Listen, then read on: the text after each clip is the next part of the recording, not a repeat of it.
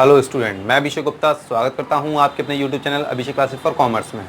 Last हम लोगों ने एक सीरीज़ स्टार्ट की थी, उस सीरीज़ का नाम था थ्योरी ऑफ कॉस्ट, जो कि 11th क्लास बीकॉम पार्ट 1 और बीकॉम पार्ट 3 के लिए इंपॉर्टेंट टॉपिकों में से एक है।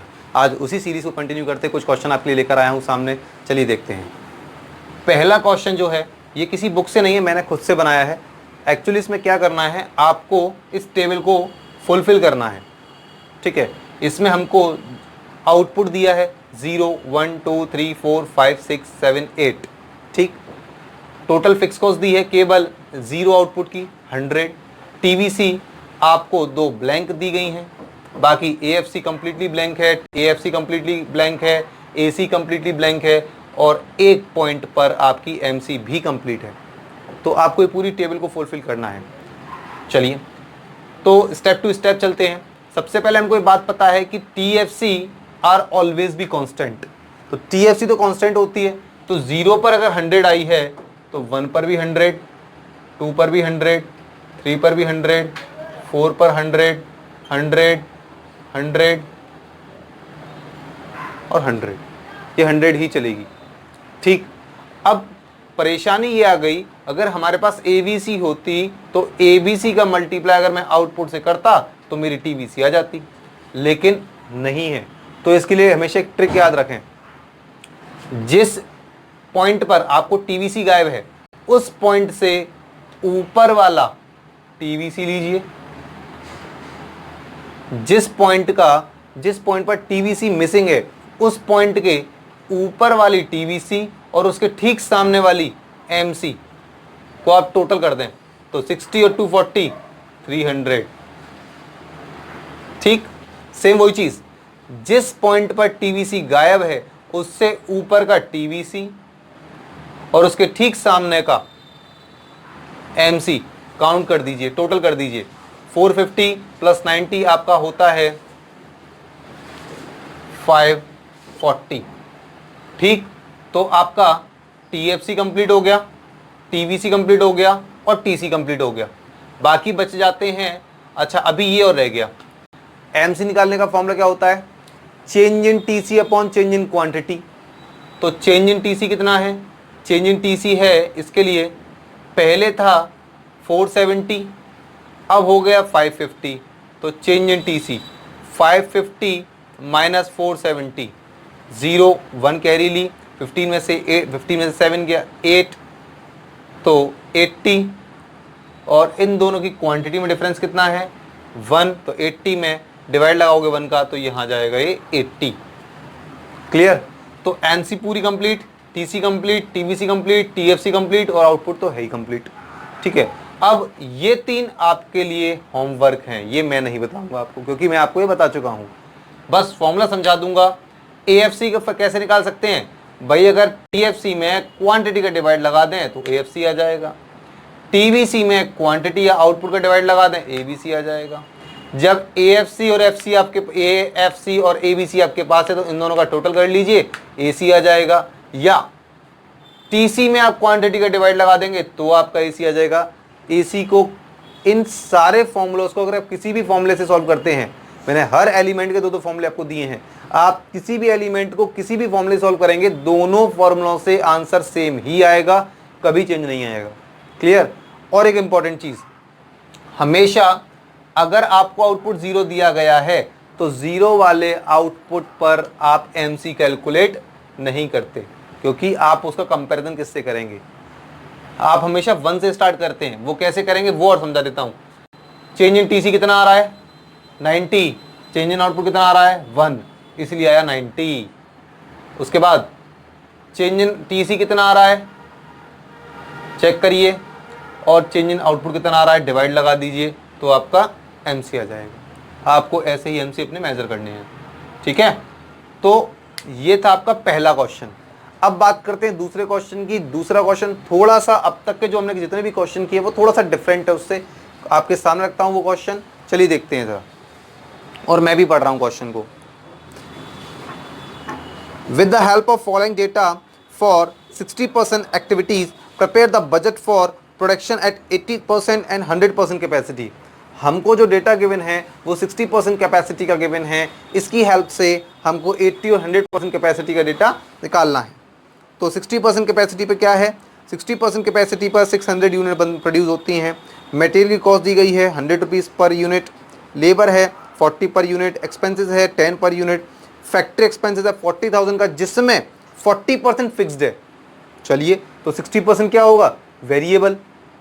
एडमिनिस्ट्रेशन 30,000 का है, वो थोड़ा सा मिसप्रिंट है, 30,000 का है जिसमें 60% फिक्स्ड है, इसका मतलब 40% वेरिएबल होगा। चलिए ज़रा देखते हैं। सबसे पहले उन्होंने कहा कि हमको 60% गिवन है, 80% और 100% का निकालना है।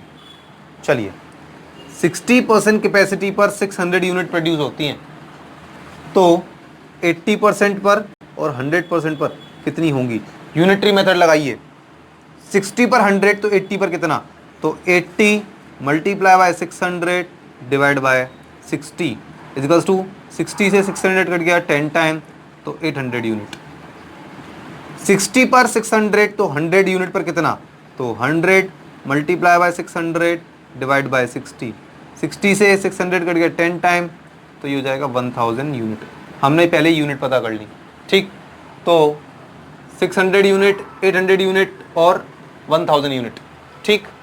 मटेरियल की कॉस्ट पर यूनिट थी 100, लेबर 40 और एक्सपेंसेस 10, तो ये तो बहुत इजीली निकल सकती हैं।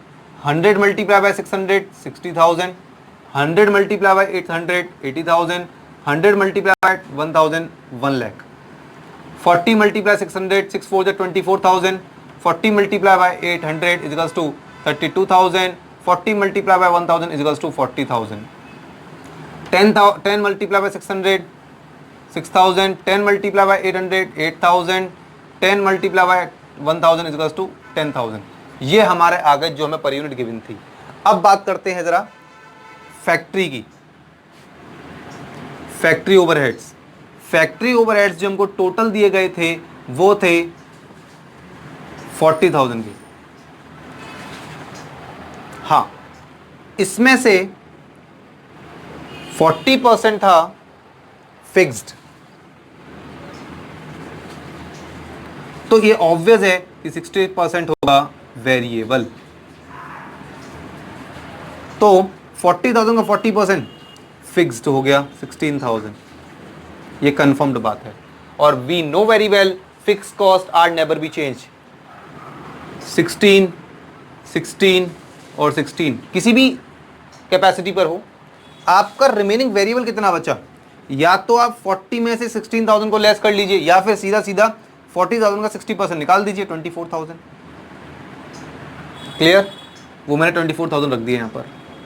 इसकी पर यूनिट पता करिए। सबसे पहले पर यूनिट कैसे पता करेंगे, टोटल वेरिएबल में अगर आप 600 जो कि इस कैपेसिटी का था उसका आप डिवाइड लगा दीजिए, 40 रुपीज़ पर यूनिट आई। ये कोइंसिडेंस है, ये 40% है, 40 रुपीज़ है, इत्तेफाक है ये।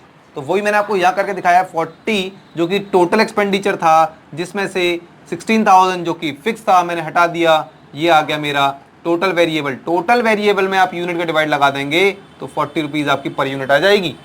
तो 40 multiply 600 24,000, 40 multiply by 800 equals to 32,000, 40 multiply by 1 lakh equals to 40,000। Clear, same वही चीज एडमिनिस्ट्रेशन ओवरहेड्स के साथ। गलती मत कर देना, वो जरूरी नहीं हर बार आपको फिक्स ही देगा, कुछ भी दे सकता है वो आपको। तो इसमें उसने कहा था कि चलिए यहां कर देते हैं, एडमिनिस्ट्रेशन ओवरहेड्स टोटल थे 30,000 के, जिसमें से फिक्स्ड और वेरिएबल दो पार्ट में उसने तोड़ा। जैसा वो कह रहा हम वैसा कर देंगे, ठीक है। तो 30,000 का 60% था फिक्स्ड, तो 40% होगा वेरिएबल। तो 6 3 जा 18,000 आपका फिक्स। देखिए मैंने 18,000 फिक्स में डाल दिया, कांस्टेंट है वो नहीं बदलेगा, क्योंकि फिक्स कॉस्ट के बारे में जब तक कोई इंफॉर्मेशन ना हो तब तक हम चेंज नहीं कर सकते। वेरिएबल कितना आएगा 12,000, फिर वो इसकी पर यूनिट से डिवाइड लगाइए, क्योंकि ये 600 वाली पर यूनिट से कनेक्टेड था। तो 0 से 0 आपने काट दी, तो 6 से 120 आप काट देंगे, तो ये आ जाएगा 20 रुपीज़ पर यूनिट। तो 20 multiply by 600 12, 20 multiply by 800 16,000, 20 multiply by 1000 equals to 20,000। Clear. अब इन सब कॉस्टों का टोटल कर लेंगे, तो जब आप 600 यूनिट प्रोड्यूस करते हैं तो टोटल कॉस्ट आती है 1,60,000। 800 यूनिट प्रोड्यूस करते हैं तो आपकी कॉस्ट आती है 2,02,000। और आप जब आप 100% कैपेसिटी पे वर्क करते हैं तो प्रोडक्शन होता है 1000 यूनिट का, तो टोटल कॉस्ट आती है आपकी 2,44,000। अब आप इनकी पर यूनिट और निकाल सकते हैं। कैसे? टोटल कॉस्ट में टोटल यूनिट का डिवाइड लगा दें, तो 1,60,000 divide by 600 equals to 266 rupees 67 पैसा। 2,02,000 divided by 800 equals to 252 rupees 50 पैसा। 2,44,000 डिवाइड बाय 1,000 इक्वल्स टू 244। आपसे वो इसमें एक क्वेश्चन और पूछ सकता है कि कंपनी को किस कैपेसिटी पर वर्क करना चाहिए कि उसकी टोटल कॉस्ट कम से कम हो। तो आप ये देखिए, इसमें सबसे कम टोटल कॉस्ट किसकी है?